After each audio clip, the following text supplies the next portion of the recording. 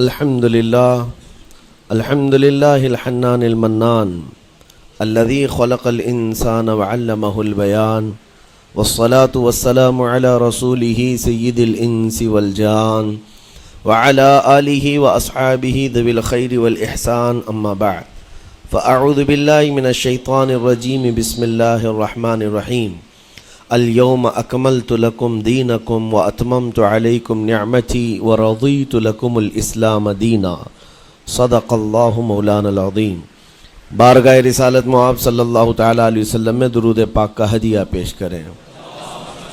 اللہم صلی علی سیدنا و مولانا محمد معدن الجود والکرم وآلہ واصحابہ الکرام وابنہ الکریم وبارک وسلم صلاة دائمة سرمدا ابدا۔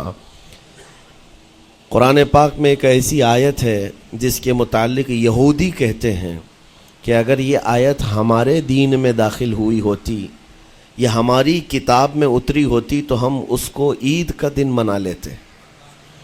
یہودی یہ کہتے ہیں اس آیت کا نزول اگر ہماری کتابوں میں ہوا ہوتا تو جس دن یہ آیت اتری اس دن کو ہم عید کا دن منا لیتے۔ وہ آیت کون سی ہے وہی میں نے آج آپ کے سامنے تلاوت کی ہے۔ اللہ فرماتا ہے یہ حجۃ الوداع کے موقع پر حضور صلی اللہ تعالیٰ علیہ وسلم کا آخری حج تھا آپ کی ظاہری زندگی کا۔ اس دن یہ آیت نازل ہوئی تھی اور حضور اکرم صلی اللہ تعالیٰ علیہ وسلم نے اپنا حج مکمل کر کے ارشاد بھی فرمایا تھا کہ آج کے بعد ہو سکتا ہے کہ میں اس جگہ پر تم سے دوبارہ ملاقات نہ کروں۔ اور وہ آخری حج کہا جاتا ہے اور آخری خطبہ بھی حضور کا خطبۃ الوداع جس کو کہتے ہیں مشہور ہے۔ اس وقت یہ آیت اتری تھی۔ آیت کا معنی پہلے سن لیں، ترجمہ۔ رب تعالیٰ فرماتا ہے الیوم اکملت لکم دینکم واتممت علیکم نعمتی، آج کے دن میں نے تمہارا دین مکمل کر دیا اور میری نعمتیں پوری اتار دیں۔ ورضیت لکم الاسلام دینا، اور تم کو اسلام دے کر میں راضی ہوا۔ یہ آیت ہے۔ کسی بھی دین کے بارے میں یہ دعویٰ نہیں ہے کہ وہ پورا کمپلیٹ ہے سوائے اسلام کے۔ پہلے جتنے دین آتے رہے بعد میں اور اس میں شوشہ تھا کہ آخری نبی آنے والے ہیں، شریعت پھر بدلے گی۔ موسیٰ علیہ السلام کا زمانہ آیا، ان کی شریعت تھی، پھر اس کے بعد زمانہ تبدیل ہوا، عیسیٰ علیہ السلام کا دور آیا، شریعت بدلی ہے۔ عقیدہ نہیں بدلتا، شریعت یہ لا کو کہتے ہیں، قانون، قوانین بدلے جاتے رہے۔ آدم علیہ السلام کی شریعت میں الگ قوانین تھے، نوح علیہ السلام کی شریعت میں قانون الگ تھے، بدلتی گئی شریعتیں، لیکن آ کر سٹاپ ہو گئی حضور پاک صلی اللہ علیہ وسلم کے اس دین پر۔ اور پھر رب تعالیٰ نے فرمایا اب دین کمپلیٹ ہو گیا، اب شریعت نہیں بدلی جائے گی قیامت تک، اس میں رد و بدل نہیں ہوگا۔ جو حرام ہے وہ قیامت تک حرام رہے گا، جو حلال ہے وہ قیامت تک حلال رہے گا۔ اب کوئی دنیا میں نہیں آئے گا جو اس شریعت میں کوئی نیا حلال پیدا کرے، نیا حرام پیدا کرے۔ حضور اکرم صلی اللہ تعالیٰ علیہ وسلم کا یہ دین کمپلیٹ ہے، مکمل ہے۔ اب آپ سنیے، قرآن پاک نے جب یہ فرما دیا کہ دین مکمل ہو گیا، یہ وعدہ، یہ دعویٰ کسی اور دین میں نہیں ہے، صرف اور صرف اسلام میں ہے کہ یہاں پیدا ہونے سے لے کر کے وفات تک کے مسئلے اللہ تعالیٰ نے تمہیں بیان کر دیے۔ وَلَا رَطْبٍ وَلَا يَابِسٍ إِلَّا فِي كِتَابٍ مُبِينٍ، کوئی خشکی کی چیز بھی نہیں ہے، کوئی تری کی چیز بھی نہیں ہے جس کو قرآن نے بیان نہ کیا ہو۔ رب تبارک و تعالیٰ نے ساری چیزیں بیان فرما دی، تمہاری شریعت کمپلیٹ ہے۔ آج تمہیں اپنی زندگی گزارنے کے لیے لا، قانون کسی ایرے غیرے کے پاس سے لینے کی ضرورت نہیں۔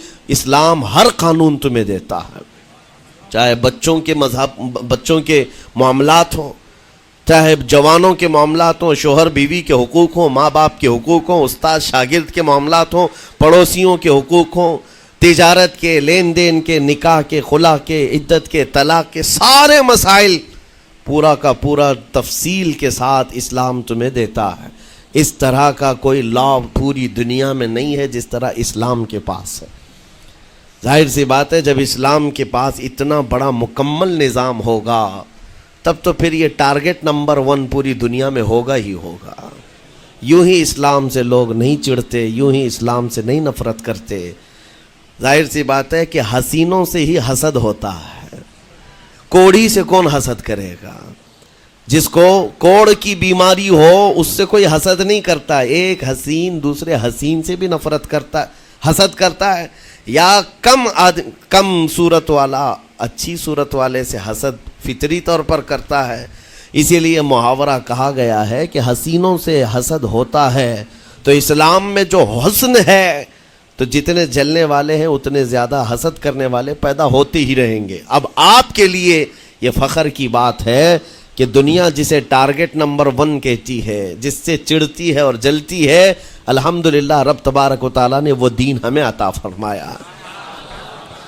وہ اس لیے نہیں ہے کہ لوگوں کے چڑھنے کی وجہ سے میں فخر کر رہا ہوں، اس لیے کہ میرے دین کے علاوہ کوئی دین ایسا نہیں جو یہ دعویٰ کر سکے کہ ہم کمپلیٹ لا رکھتے ہیں، صرف اور صرف اسلام کے پاس ہے۔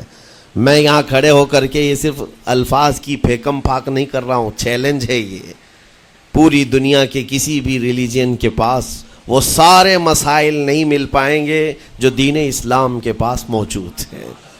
دین اسلام کے لیے اگر آپ کو میں بتا دوں کہ اس کا جو فقہ کا نظام ہے، مسئلے مسائل، جس کو اگر آپ پڑھنے کی کوشش بھی کریں زندگیاں بیت جائیں، صرف اور صرف ایک چیپٹر پر کتابیں لکھی ہوئی ہیں، صرف نکاح کے مسئلے کتابیں پوری ہیں، صرف طلاق کے مسئلے پوری کتابیں موجود ہیں۔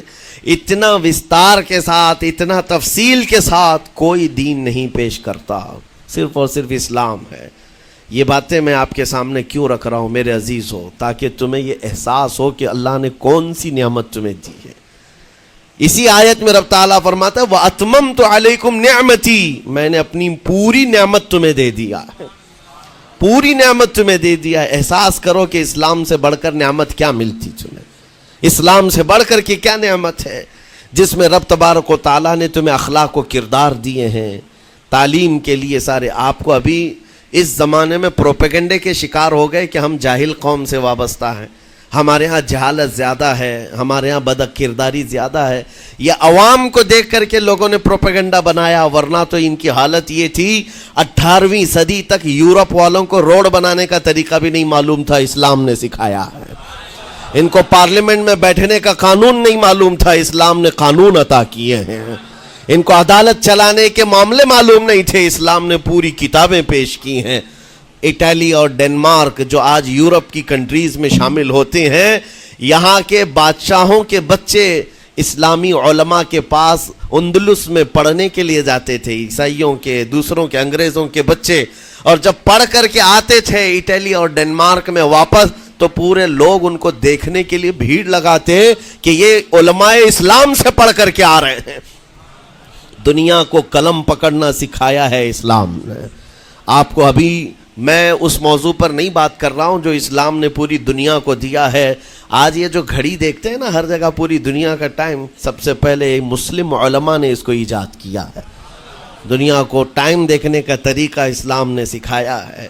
آپ کو ایک دو نہیں، آج پوری دنیا میں میڈیکل سرجری جو بھی ہوتی ہے، آپ کو پتہ ہے چیر پھاڑ کرنا ہر جگہ ضروری ہو گیا ہے، آپریشن تھیٹر، ساری دنیا جو سرجری کرتی ہے اس کے بیسک قانون بو علی سینا اسلامی عالم کے لکھے ہوئے ہیں۔ آج بھی امریکہ کی یونیورسٹی میں یہ کتاب داخل ہے، کیلیفورنیا میں۔ اس اسلامی علماء نے جو پوری دنیا کو دیا ہے وہ ایک الگ ٹاپک ہے۔ وہ اس کی ترقی اور عروج کا وقت تھا۔ اسپین میں کیمسٹری میں سب سے پہلے ایجاد کرنے والے علماء موجود ہیں، جابر بن حیان ہیں، جو الجبرا پوری دنیا کو دیا ہے۔ آج ہر یونیورسٹی، ہر کالج میں الجبرا کا سبجیکٹ ہوتا ہے۔ کس نے لکھا ہے؟ دنیا کو چلنے کا سلیقہ اسلام نے سکھایا ہے، بولنے کا طریقہ اسلام نے سکھایا ہے۔ سیاست کے معاملات آپ کو پتہ ہے، پہلے کے دور کی سیاست یہ تھی جو بادشاہ بن گیا اس کا راج ہے، اس کا قانون ہے، اور رات کو خواب میں کوئی چیز دیکھے تو صبح قانون بنا دے گا۔ بادشاہوں کا مزاج ہے، خواب میں کوئی چیز نظر آ گئی صبح وہ قانون بن گئی۔ تو یہ تو سلسلہ چلتا تھا پوری دنیا میں، اور آج بھی دنیا اس بات کی قرضدار ہے کہ حقیقت میں سیاست کسی نے سکھائی ہے تو وہ عمر ابن خطاب کی سیاست ہے۔ صدیق اکبر کی سیاست ہے۔ خلفائے راشدین نے جو حکومت و سیادت کر کے دنیا کو دکھایا ہے اس کی مثال کوئی پیش نہیں کر سکتا۔ اسی لیے ہمارے اس دیش کے جانتے ہیں جن کو موہن داس کرم چند گاندھی کہا جاتا ہے، گاندھی جی کو آج سارے لوگ یاد کرتے ہیں۔ گاندھی نے یہ کہا ہے اپنے دور کے حکومت چلانے والوں کو مثال اگر کوئی دے سکتا ہوں تو ابو بکر اور عمر کی دے سکتا ہوں، کیونکہ یہ کالپنائیں نہیں ہیں، یہ خیالی نہیں ہیں، یہ فیلڈ میں اترے ہوئے لوگ ہیں۔ وہ صدیق اکبر اسلام نے دیا ہے جس نے پوری دنیا کو فاقہ کشی میں خود رہ کر کے لوگوں کی بھوک مٹانے کا سلیقہ عطا کیا ہے۔ اس عمر ابن خطاب کو اسلام نے دنیا میں پیش کیا ہے جس عمر فاروق کا حال یہ ہے پورا مدینہ رات کو سوتا ہے اور یہ خلیفہ وقت گلیوں میں گشت کر رہا ہوتا ہے کہ کوئی بھوکا نہ سو رہا ہو۔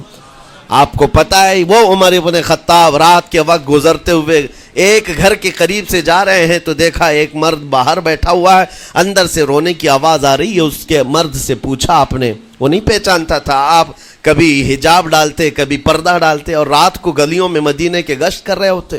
اس مرد سے پوچھا کیا معاملہ ہے؟ کہا کہ میری بیوی کے بچے کی ولادت کا وقت قریب آ گیا ہے، درد ذہ میں مبتلا ہے اور گھر میں کوئی نہیں ہے، تکلیف ہے۔ جانتے ہو حضرت عمر فاروق رضی اللہ تعالیٰ عنہ اپنے گھر سے اپنی بیوی کو، اپنی بیٹی کو، اپنی بہو کو بلوایا اور کہا جاؤ یہاں پر گھر میں بچے کی ولادت ہونے والی ہے، اس کی تیمارداری کرو۔ صبح تک خلیفۃ المسلمین کے گھر کی عورتیں ایک غریب کے گھر کی عورت کی تیمارداری کر رہی ہیں۔ جب بچے کے ولادت کی آواز آئی سب سے پہلے مبارکبادی دینے والے عمر ابن خطاب ہیں۔ اس سے کہتے بھائی تمہیں مبارک ہو، اللہ نے بیٹا عطا فرمایا۔ وہ خوش و خرم ہے کہ میرا کوئی رشتہ دار نہیں ہے، اجنبی رات کو آیا ہے اور مجھے مبارکبادی بھی دیا، میرے گھر کے سارے کام کاج بھی اٹھا لیا اور اپنی پیٹھ پر گھر سے بوریا لا کر کے آٹے اور راشن کا اس گھر میں پہنچایا اور کہا خوش و خرم رہو، اللہ نے تمہارے گھر میں برکت دی ہے۔ صبح اٹھ کر کے وہ لوگوں کو بتا رہا ہے اللہ نے رات کو ایک عجیب فرشتہ بھیجا، میرے گھر میں اکیلی عورت تھی، درد ذہ میں مبتلا تھی، 3 عورتیں بھی آئی اور ایک مرد بھی آیا، رات بھر میرے ساتھ بیٹھا رہا، مجھے کھلایا پلایا بھی، میرے گھر کی تیمارداری بھی کر کے گیا۔ لوگوں نے کہا جانتے ہو کون تھا وہ؟ عمر ابن خطاب امیر المومنین تھے۔ دنیا کو یہ سیاست کا سلیقہ دینے والا اسلام کا وہ عظیم سپہ سالار ہے۔ آج بھی آپ کو میں بتاؤں اٹلی میں اور ڈنمارک میں اور کچھ کنٹریز میں ایک دن منانے کا پرستاؤ پیش کیا جا رہا ہے۔ یہ نہیں کہہ رہا ہوں ریچرڈ کا یا ریمانڈ کا، کوئی جو بڑے بڑے ان کے سپہ سالار ہیں ان کا ایک دن منایا جائے گا جن کو مطلب کوئی بہت بڑا نوبل پرائز ملا ہو۔ میں یورپین کنٹریز کی بات کر رہا ہوں جہاں وہ اپنے بادشاہوں کے پیدائش کا دن یا ان کے کسی اینیورسری کو منانے کا پرستاؤ نہیں پیش کر رہے، بلکہ یورپ کی یہ 2 کنٹریاں ہیں جو یہ پرستاؤ پیش کر رہی ہیں کہ سال میں ایک دن ایسا منایا جائے جس کا نام صلاح الدین ایوبی ڈے ہونا چاہیے۔ یہ ہم نہیں کہہ رہے ہیں، دنیا آج بھی اس بات کو تسلیم کرتی ہے، صلاح الدین جیسا جرنیل دیکھا نہیں ہے۔ عزیزان گرامی وقار، یہ چند مثالیں میں آپ کے سامنے رکھا اور اس کے بعد پھر میں تمہیں جھنجھوڑ کر پوچھتا ہوں، اپنے دل پر ہاتھ رکھ کر کے بتاؤ اسلام سے اچھا کوئی راستہ ہے؟ قرآن یہی کہتا ہے وَمَن يَبْتَغِ غَيْرَ الْإِسْلَامِ دِينًا فَلَن يُقْبَلَ مِنْهُ، جو اسلام کے علاوہ دوسرا راستہ لے کر کے آئے گا قیامت کے دن اس کا کوئی قبول نہیں کیا جائے گا، نہیں قبول کیا جائے گا، بلکہ وہ سب سے بڑے گھاٹے میں ہوگا، آخرت کے دن خسارہ اٹھانے والوں میں ہوگا۔ آج تمہارے پاس وہ عقل سلیم اللہ تعالیٰ نے دیا جس کو تھوڑی بہت شدھ بدھ ہونا، عقل کا استعمال کرتا ہو، وہ بھی اسلام کے متعلق سوچے گا کہ میرے دین میں اتنی اچھائیاں ہیں، آج تک رب تعالیٰ نے مجھے یہ پیشانی کسی کے سامنے جھکنے نہیں دیا۔ کہیں جھکاتے ہو؟ ارے کھانا کھاتے ہیں، کھانا تو روزانہ ضروری ہے، اور رزق کے معاملے میں تو لوگ ایسے، دنیا کہتی ہے پیٹ پوجا، ہم پیٹ پوجا نہیں کہتے۔ کھانے کے لیے بعض لوگ کہتے ہیں نا پہلے پیٹ پوجا ہو جائے، پوجا کا لفظ ہی ہم استعمال نہیں کرتے۔ کھانا برتن میں رکھا ہوا ہے، آپ کے گھر میں کھانا لا کر کے دیا جاتا ہے تو کیا آپ سر جھکا کر چاٹ کے کھاتے ہیں یا لقمے اٹھا کر ہاتھ سے کھاتے ہیں؟ ہاتھ سے کھاتے ہیں۔ باقی جانوروں کو دیکھو، بکری کھاتی ہے منہ جھکا کر کھاتی ہے، بیل بھینس وغیرہ سب سر جھکا کر کے کھاتے ہیں، رزق کو چاٹ کے کھاتے ہیں، ان کا سر جھک جاتا ہے. لیکن تمہارے سر کو رب نے اتنا محترم رکھا کہ روز جو تمہیں رزق کی ضرورت ہے اس کے سامنے بھی مت جھکاؤ. سر جھکانا ہے تو رزق کے سامنے نہیں، رزاق کے سامنے جھکایا جائے. تمہاری پیشانی کو محترم رکھا گیا ہے کہ تم جھکو گے تو کس کے سامنے؟ صرف رزاق جو ہمارا پالنہار حقیقی ہے. اور حد تو یہ ہے میرے عزیزو، یہ دنیا کی واحد قوم ہے، یہ واحد مذہب ایسا ہے، یہودی ہوں، عیسائی ہوں، ہندو ہوں، کوئی بھی ریلیجن آپ لے کر کے آئیں، جس کو وہ بہت زیادہ مانتے ہیں یا جس کو گاڈ کہتے ہیں یا جس کو بھگوان کہتے ہیں، ان کی صورت بھی ہوگی، مورت بھی ہوگی، اور سامنے دیکھتے ہیں اور جھکتے ہیں، عبادت کرتے ہیں. لیکن تنہا مسلمان ایسے ہیں، کروڑوں مسجدیں ہوں گی، کہیں خدا کی کوئی تصویر دیکھا ہے؟ کہیں مسجدوں میں خدا کا کوئی مورت یا صورت بنائی ہوئی دیکھا ہے؟ نہیں ہے. یہ واحد قوم ہے جو بن دیکھے مولا کی بارگاہ میں سجدے میں جھک جاتی ہے. صرف بات اتنی ہے کہ ان کو یہ کہنا پڑے گا، اگر میں کہوں میرے نام پر آ جاؤ جھک جاؤ، نہیں، کوئی نہیں جھکائے گا. ہاں، یہ کہنا پڑے گا امام کو بھی، اللہ اکبر، اللہ سب سے بڑا ہے. پھر کوئی پیچھے کھڑا ہوا یہ نہیں پوچھتا کہ کس نے کہا، کون پکار رہا ہے، پیشانی لے جا کر زمین پر لگا دیتے. کیوں؟ ہماری پیشانی خالص اللہ کے لیے ہے.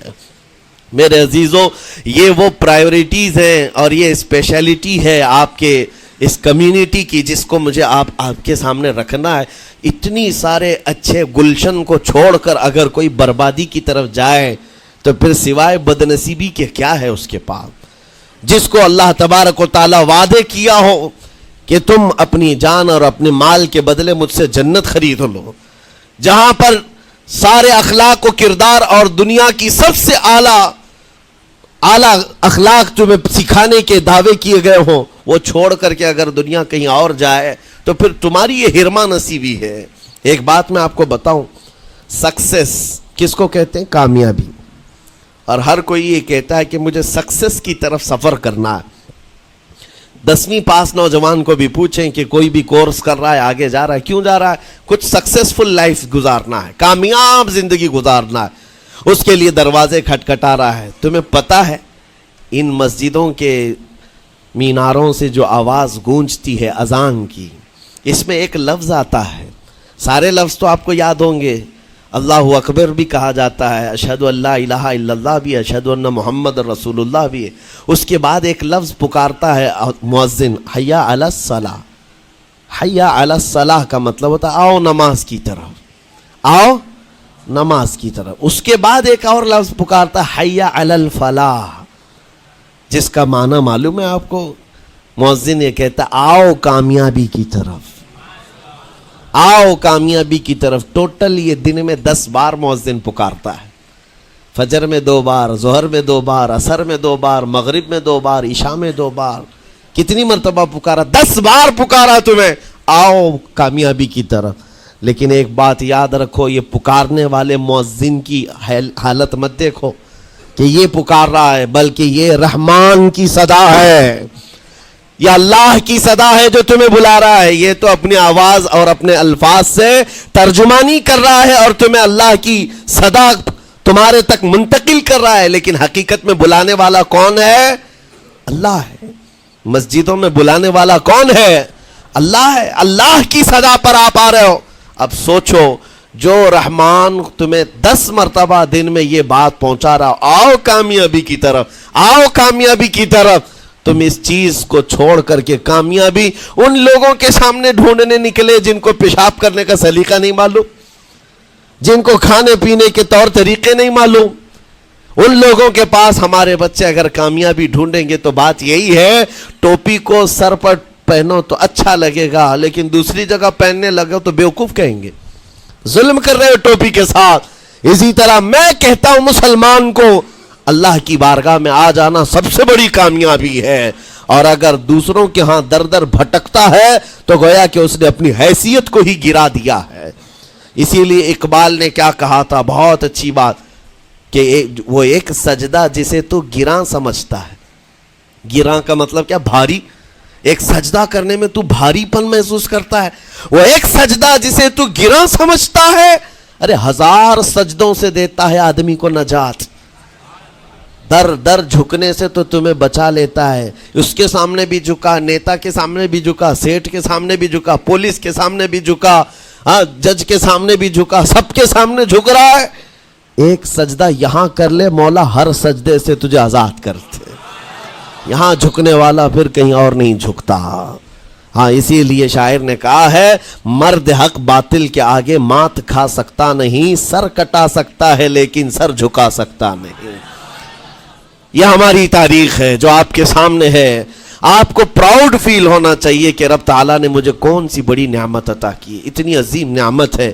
ایک واقعے کے ساتھ میں اپنی گفتگو کو آپ کے اندر ڈالنے کی کوشش کرتا ہوں. حضور پاک صلی اللہ تعالیٰ علیہ وسلم کے دین کی حلاوت اور چاشنی کس کو ملے گی پتہ ہے؟ 3 چیزیں. جو ایمان کی لذت جس کو ملتی ہے وہ پھر دوسری جگہ نہیں منہ مارتا، ادھر ادھر نہیں دیکھتا کہ کہاں کامیابی ہے، کہاں سکسیسفل ہے، بلکہ جس کو ایمان کی لذت ملی ہے وہ یہ سوچتا ہے کامیابی میرے نبی کے قدموں میں ہے، مجھے جو ملنا ہے وہ یہیں سے ملنا ہے. بریلی کے امام کہتے تھے، یا رسول اللہ خلق کے حاکم ہو تم، رزق کے قاسم ہو تم، جو ملا تم سے ملا تم پہ کروڑوں درود. اور تم ہو حفیظ و مغیث، یا رسول اللہ تم ہو حفیظ و مغیث. کیا ہے وہ دشمن خبیث، تم ہو تو پھر خوف کیا، تم پہ کروڑوں درود. یہ ایمان کی لذت جسے مل جاتی ہے وہ کامیابی حضور کے قدموں میں ہی دیکھتا ہے، پھر اسے ادھر ادھر کی چیزیں نہیں پریشان کرتی. یمن کا ایک قبیلہ تھا بنو کلب. اس قبیلے کے ایک شخص تھے حارثہ نام، ان کی بیوی سعدہ. ایک چھوٹا سا واقعہ بتا رہا ہوں. حارثہ اور سعدہ چھوٹا سا خاندان تھا، 3 بچے تھے. حارثہ کے بیٹوں میں ایک بیٹے کا نام ہے زید. نام یاد رکھیں، بہت امپورٹنٹ نام میں ذکر کر رہا ہوں. ایک ہی نام ایسا ہے جو قرآن میں آیا ہوا ہے، وہ زید. یہ حارثہ کے بیٹے زید ہے، بیوی سعدہ ہے. یہ حارثہ اور سعدہ 3 بچوں کے ماں باپ تھے، ہنسی خوشی زندگی گزار رہے تھے. سعدہ ایک دن اپنے بچوں کو لے کر اپنے مائکے جا رہی تھی. راستے میں ڈاکوؤں کا حملہ ہو گیا، مال سب چھین لیا قافلے کا.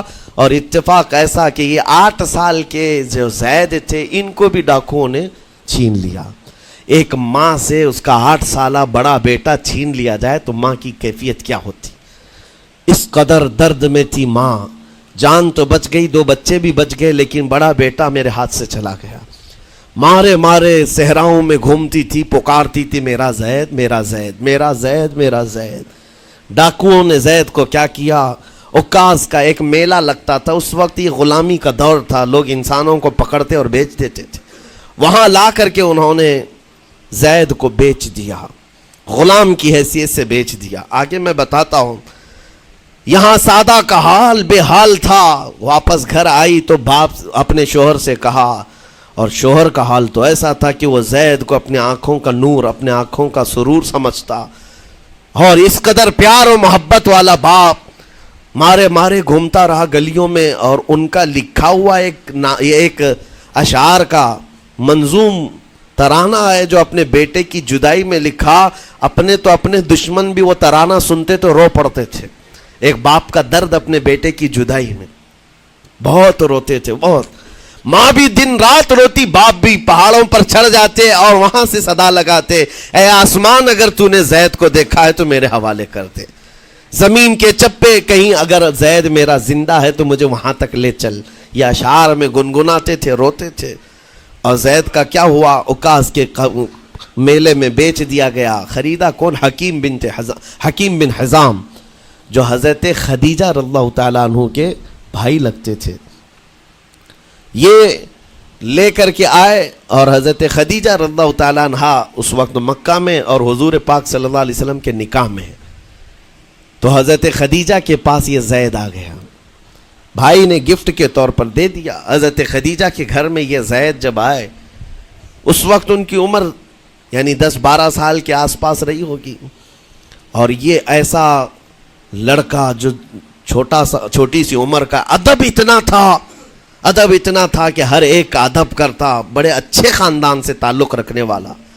ہوا کیا, ایک دن آفتاب رسالت, ماہتاب رسالت رسول پاک صلی اللہ علیہ وسلم کی نظر پڑی.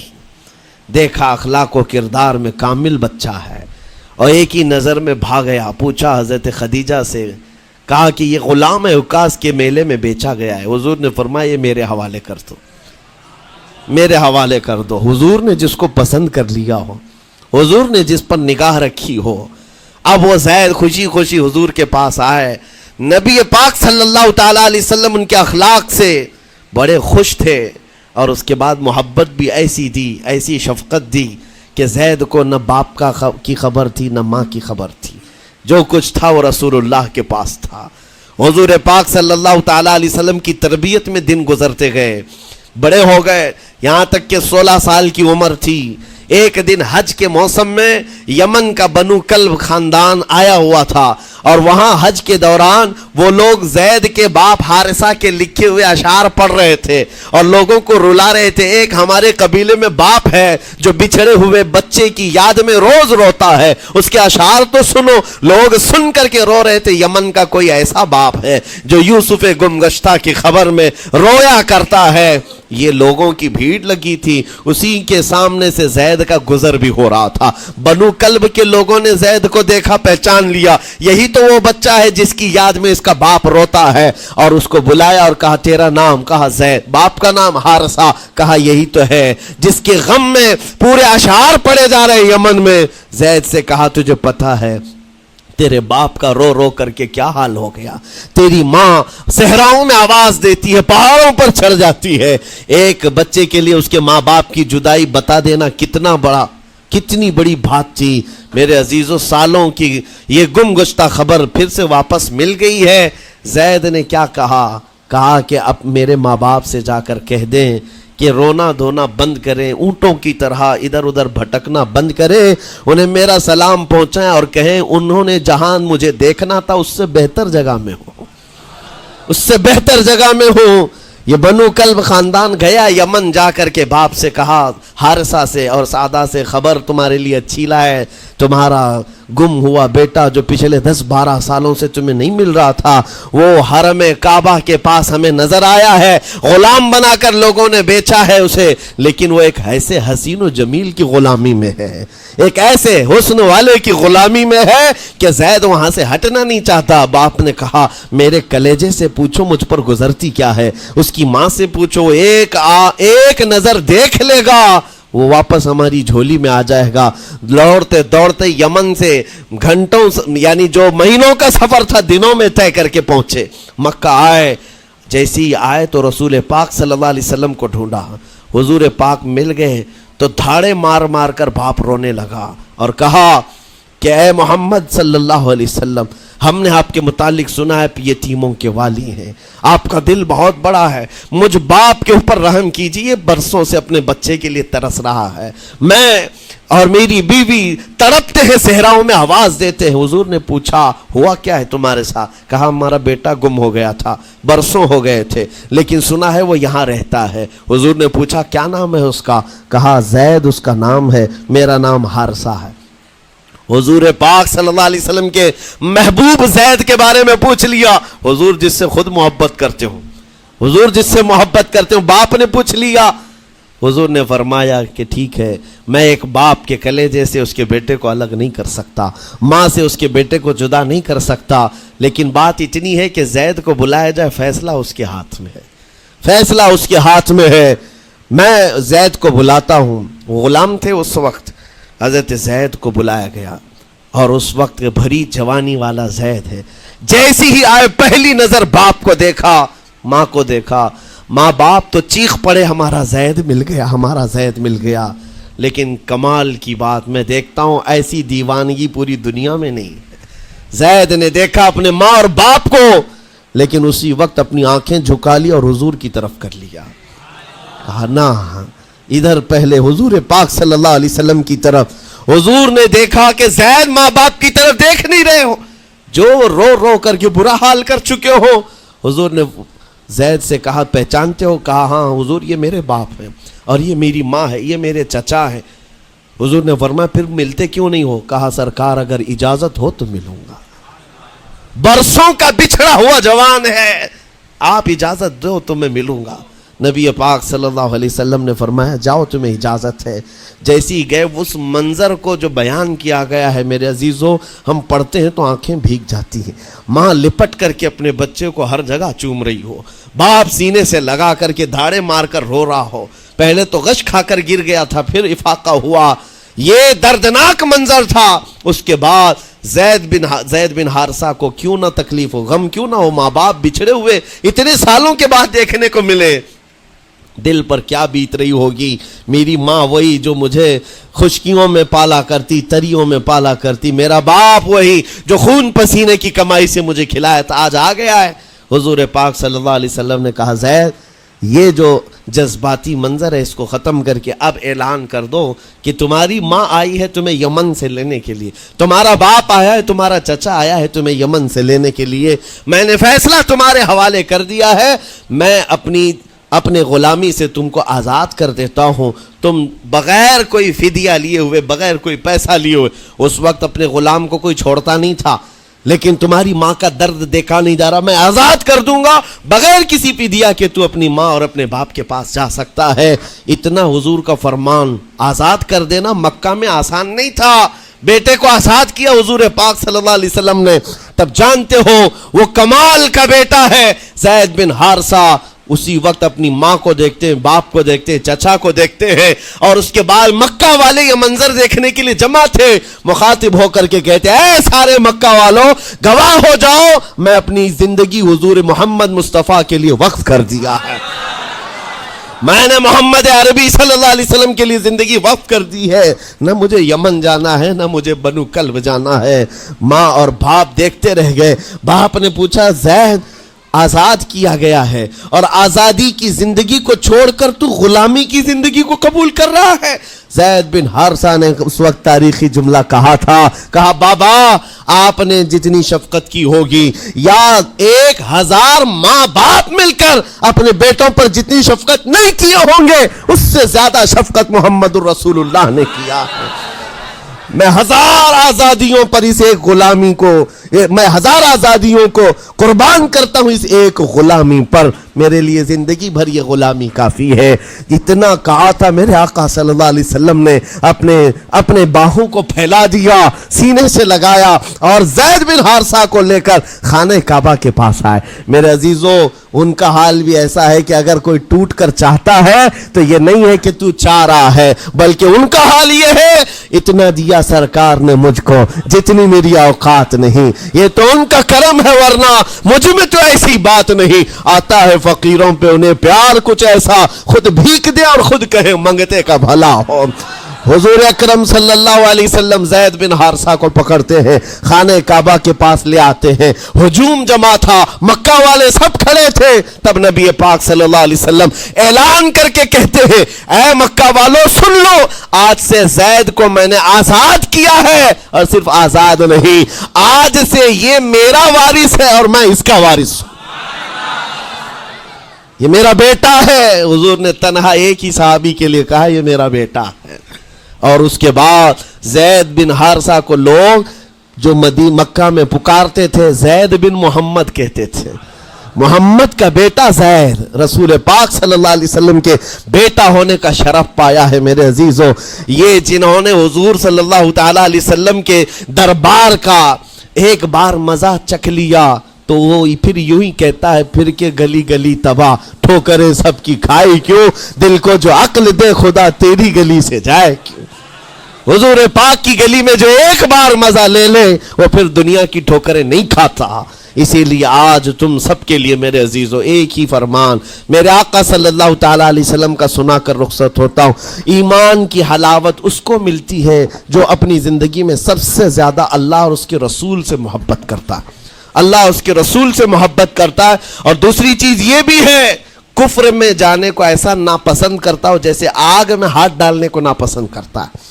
کفار و مشرکین کے میلے آج لگ رہے ہوں گے لیکن تمہارا امتحان ہوگا، 31 نائٹ آنے والی ہے، یہ آزمائش کی رات ہے.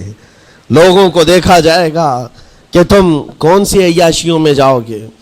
تم اس رات کو کیا دنیا داروں کو دیکھ کر ان کے پیچھے بھاگ جاؤ گے.